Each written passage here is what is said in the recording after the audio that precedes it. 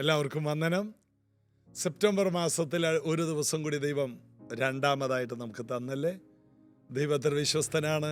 കർത്താവിൻ്റെ കരം, അത്ഭുതകരമായ കരം നമ്മൾ ഈ മാസം കാണും. യേശു പറഞ്ഞു, അധ്വാനിക്കുന്നവരും ഭാരം ചുമക്കുന്നവരുമേ, നിങ്ങൾ എൻ്റെ അടുക്കൽ വാ. എൻ്റെ നുകം വളരെ മൃദുവാണ്.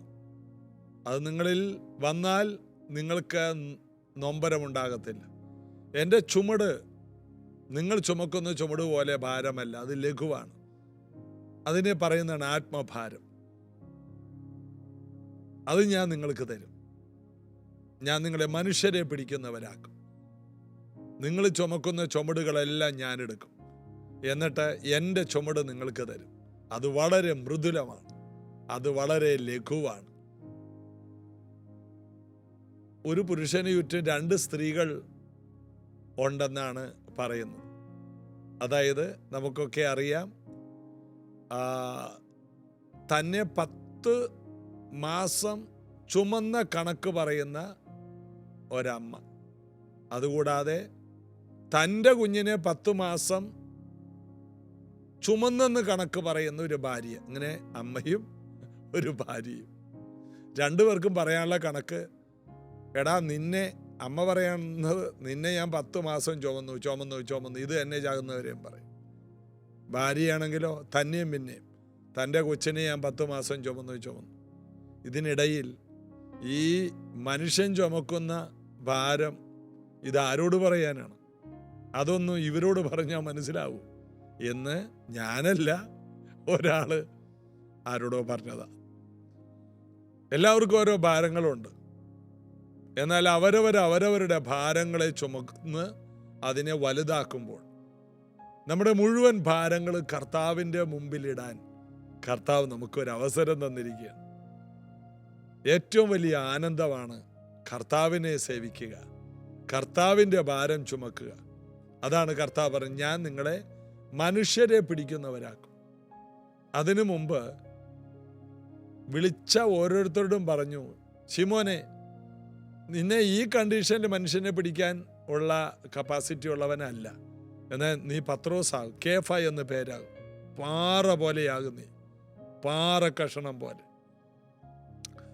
പാറയാകുന്ന എന്നോട് ചേർന്ന് നീ ഞങ്ങളുടെ നിന്നാൽ നീ ഒരു പാറ കഷണമാവും. ഏത് വിഷയവും നീ കൈകാര്യം ചെയ്യും. ഇന്ന് നിന്റെ ഒരു കൊച്ചു വീടിൻ്റെ വിഷയം കൈകാര്യം ചെയ്യാൻ നിനക്ക് ബുദ്ധിമുട്ടല്ലേ? രാത്രി മുഴുവൻ അധ്വാനിച്ചിട്ടൊന്നും കിട്ടിയില്ല. കുഞ്ഞുങ്ങളുടെ കാര്യവും കുടുംബകാര്യവും 24 മണിക്കൂർ കൊണ്ട് കഷ്ടപ്പെട്ടിട്ട് നിനക്ക് മുന്നോട്ട് കൊണ്ടുപോകാൻ കഴിയുന്നില്ലല്ലേ? എന്നാൽ 10,000 കുടുംബങ്ങളുടെ പ്രശ്നത്തിന്, അവരുടെ നിത്യജീവന്, അവരുടെ സൗഖ്യത്തിന് നീ ഒരു മുഖാന്തിരമാകുന്ന ഒരു സീസൺ വരും. അതാണ് നീ പത്രോസാകുമെന്ന വാക്കിൻ്റെ അർത്ഥം. ഇന്ന് നീ മീനെ പിടിക്കാൻ കടന്ന് കിതയ്ക്കുന്നു, നിനക്ക് പറ്റുന്നില്ല.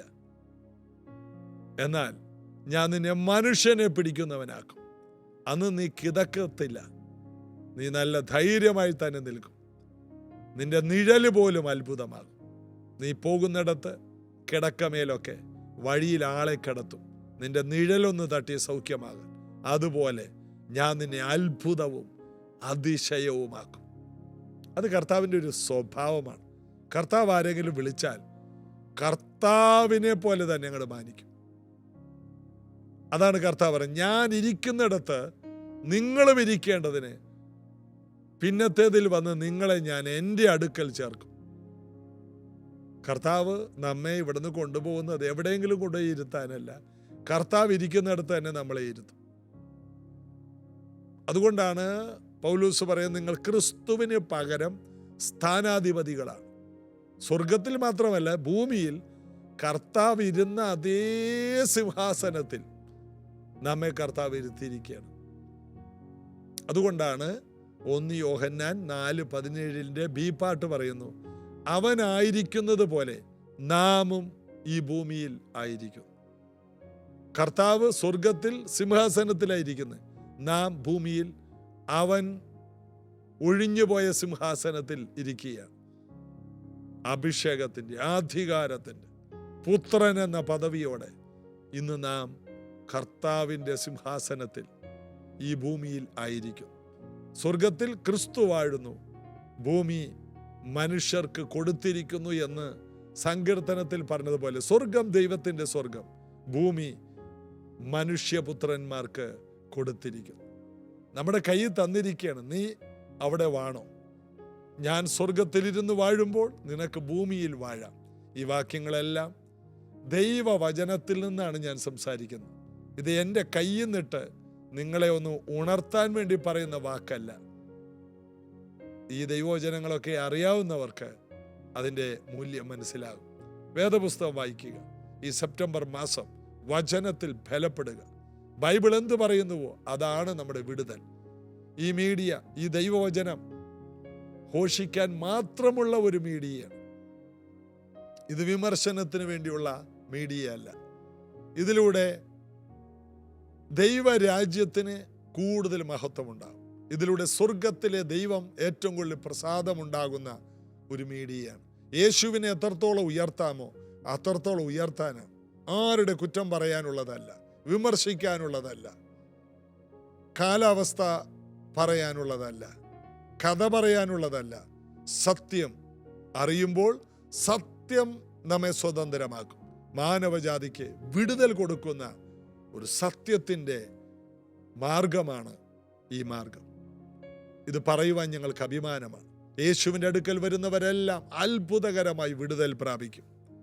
നമുക്ക് അപ്പോസ്തല പ്രവൃത്തി 8-ാം അധ്യായത്തിലേക്ക് വരാം. ഫിലിപ്പോസ് 6-ാമത്തെ വാക്യത്തിൽ 8:6 ഫിലിപ്പോസ് ചെയ്ത അടയാളങ്ങളെ പുരുഷാരങ്ങൾ കേൾക്കുകയും കാണുകയും ചെയ്യുകയാൽ അവൻ പറയുന്നത് ഏക മനസ്സോടെ ശ്രദ്ധിച്ചു. എന്താണ്? യേശു ക്രിസ്തു മാനവജാതിയുടെ പാപത്തിൻ്റെ പരിഹാരത്തിലേക്ക് വന്നു. അവൻ സ്വന്തത്തിലേക്ക് വന്നു, സ്വന്തമായവരവനെ കൈക്കൊണ്ടില്ല. എന്നാൽ ശമരിയക്കാരെ, നിങ്ങൾക്ക് ഇതാ ഒരു വലിയൊരു ഭാഗ്യം ലഭിച്ചിരിക്കുന്നു. യേശു ക്രിസ്തു നിങ്ങളെ സ്നേഹിക്കുന്നു. യേശു ക്രിസ്തു നിങ്ങളെ പാപങ്ങളെ മായ്ക്കുവാൻ ആഗ്രഹിക്കുന്നു. യേശു ക്രിസ്തു നിങ്ങളെ മരണത്തിൽ നിന്ന് വിടുവിക്കാൻ ആഗ്രഹിക്കുന്നു. യേശു ക്രിസ്തു നിങ്ങളെ സൗഖ്യമാക്കാൻ ആഗ്രഹിക്കുന്നു. ശമരിയ പട്ടണത്തിൽ ക്രിസ്തുവിനെ പ്രസംഗിച്ചു.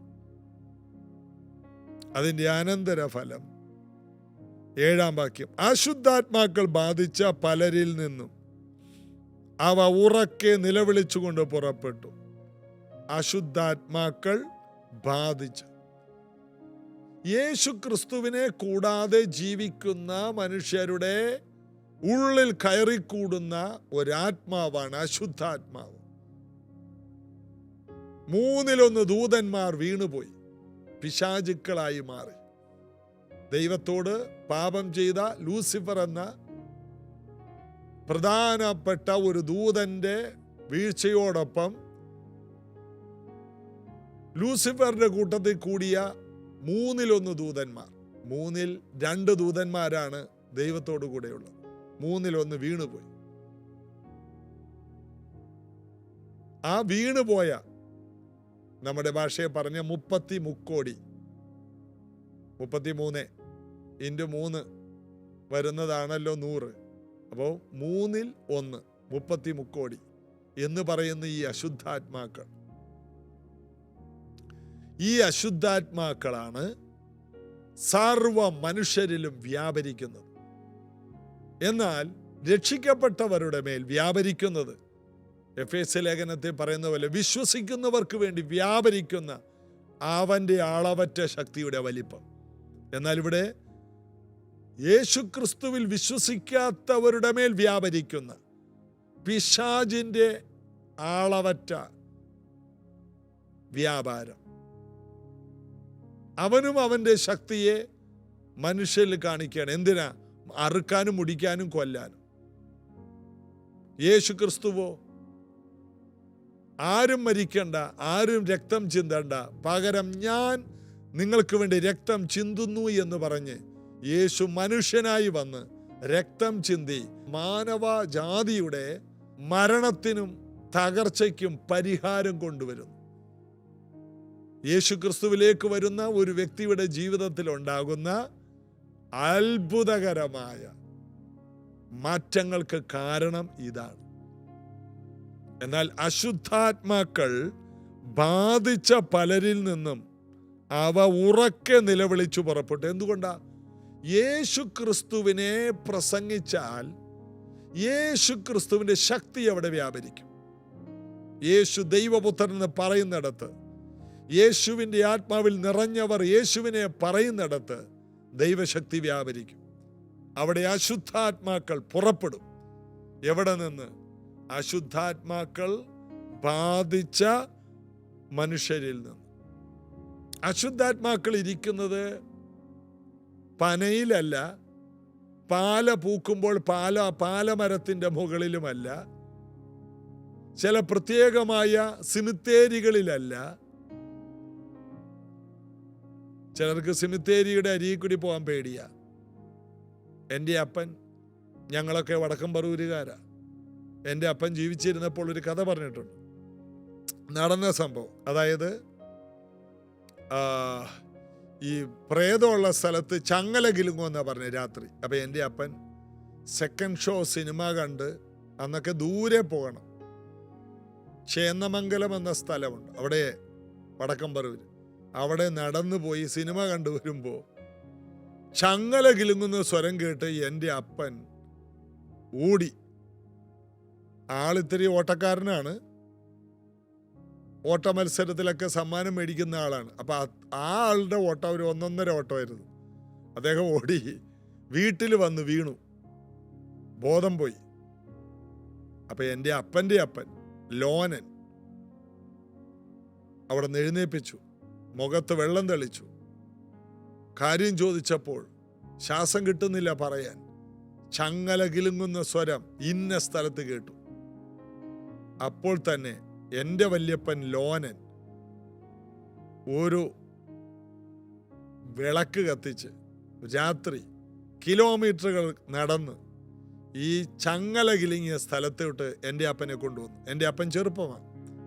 എന്നിട്ട് പറഞ്ഞു, എവിടെയാടാ ചങ്ങല കിലുങ്ങിയത്? അവർ പറഞ്ഞു, ഇത് ഈ സ്ഥലത്താണ്. അവിടെ എൻ്റെ വല്യപ്പൻ എൻ്റെ അപ്പനെ കൊണ്ടുവന്ന് നിർത്തി. കുറച്ച് നേരം അവിടെ നിന്നു. ശ്രദ്ധിച്ച് ആ വെളിച്ചത്തിൽ നോക്കുമ്പോൾ കാണാം, അവിടെ ഒരു ആനയെ തളച്ചിട്ടിട്ടിരുന്നു. ആ ആനയുടെ ചങ്ങല കിലുങ്ങിയതാണ് അതിൻ്റെ കാരണം. അതിന് തെറ്റിദ്ധരിച്ചതാണ് ഇത് മറ്റേ സാധനം കിലുങ്ങിയതാണ്. അപ്പൊ എൻ്റെ അപ്പൻ എന്നോട് പറഞ്ഞതാ, അങ്ങനെ ബോധക്ഷയം ഉണ്ടായതും ആ ഭയം എൻ്റെ വല്യപ്പൻ മാറ്റിയില്ലെങ്കിൽ എൻ്റെ അപ്പന് അതൊരു വലിയ അസുഖമായി മാറിയാണ്. അപ്പം ഇങ്ങനെയാണ് പല ഭയങ്ങളും പിശാച് കൊണ്ടുവരുന്നത്. ഐതിഹ്യങ്ങൾ അത് മനുഷ്യരുടെ ഹൃദയത്തിൽ ഭയത്തെ കൊണ്ടുവരാറുണ്ട്. ഇതുപോലെ തന്നെയാണ് ഭയപ്പെടുന്നവരിലേക്ക് ഇത് കയറും. ഭയം പിശാച് കൊണ്ടുവരുന്ന ഒന്നാണ് ഭയം. ഇന്ന് ഇത് കേൾക്കുന്ന പലരിൽ നിന്ന് ഇത് പുറപ്പെട്ടു പോകാൻ പോവുകയാണ്.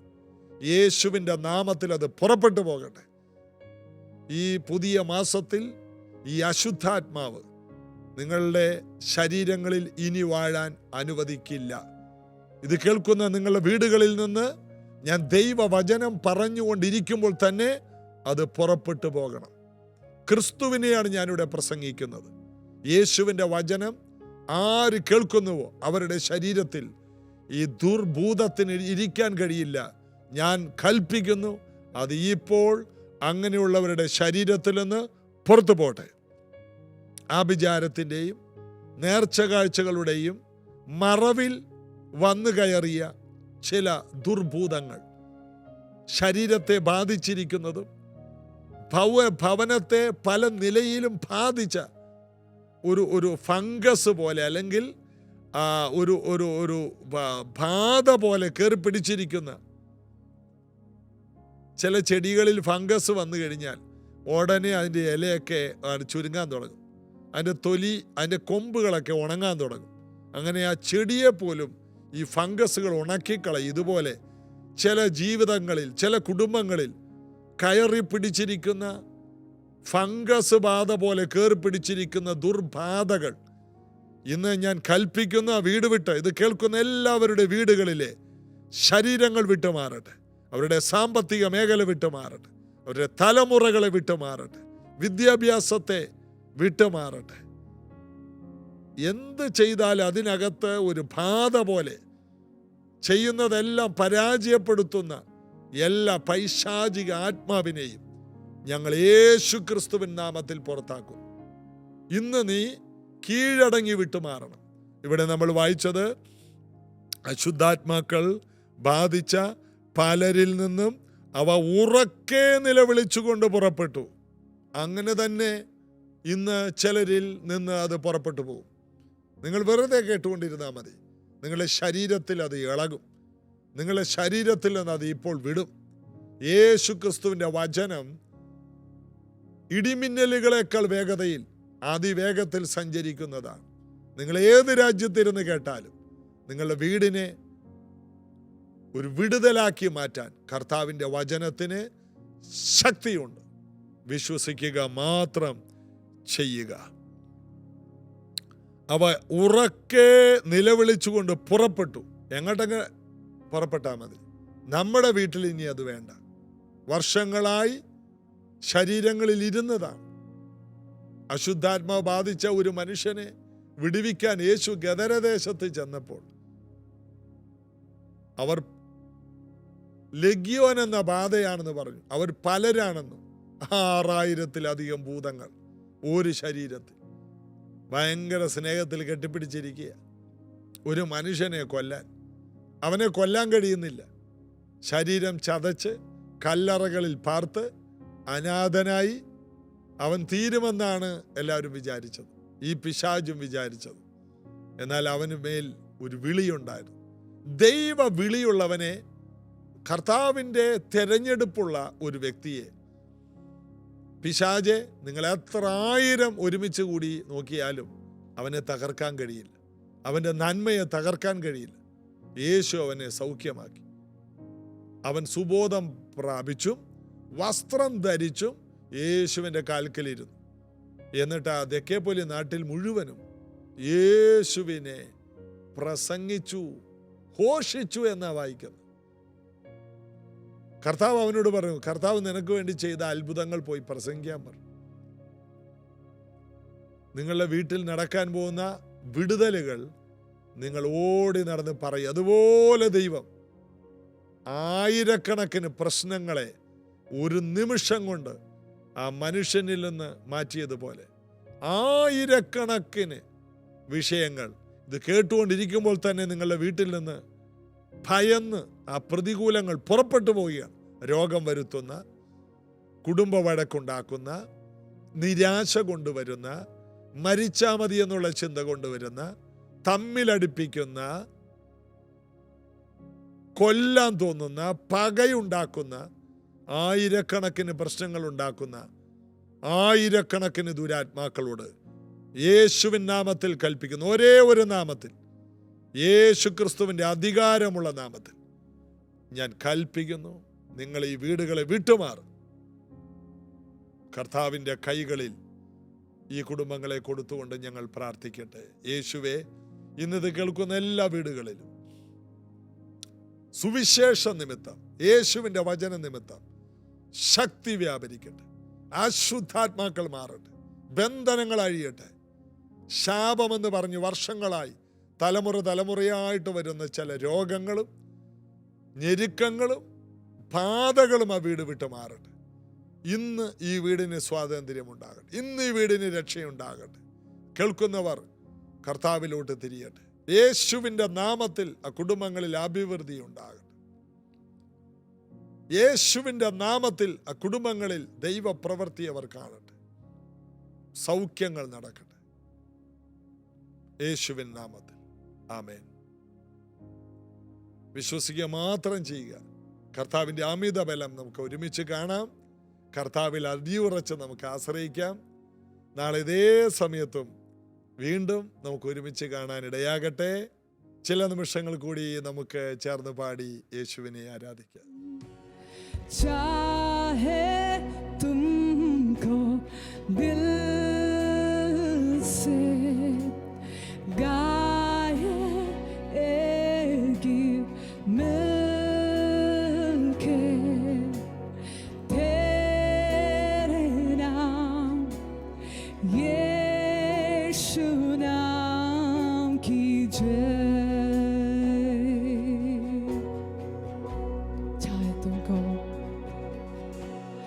चाहे तुमको दिल से गाएगी मिलके तेरे नाम यीशु नाम की जय।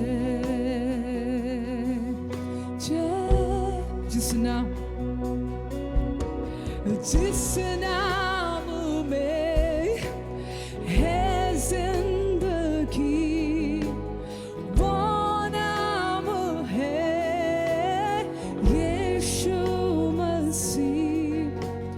जिस नाम में है बंदगी वो नाम है यीशु मसीह। यीशु नाम यीशु नाम यीशु नाम यीशु नाम यीशु नाम यीशु नाम की जय। यीशु नाम यीशु नाम यीशु नाम यीशु नाम यीशु नाम यीशु नाम की यीशु नाम यीशु नाम यीशु नाम यीशु नाम यीशु नाम यीशु नाम यीशु नाम यीशु नाम की जय जय। यीशु नाम यीशु नाम यीशु नाम यीशु नाम यीशु नाम यीशु नाम की जय। यीशु नाम में मिलती है क्षमा। यीशु नाम में मिलती है शिफा। यीशु नाम में मिलती है कृपा। यीशु नाम में करुणा दुआ। यीशु नाम यीशु नाम यीशु नाम यीशु नाम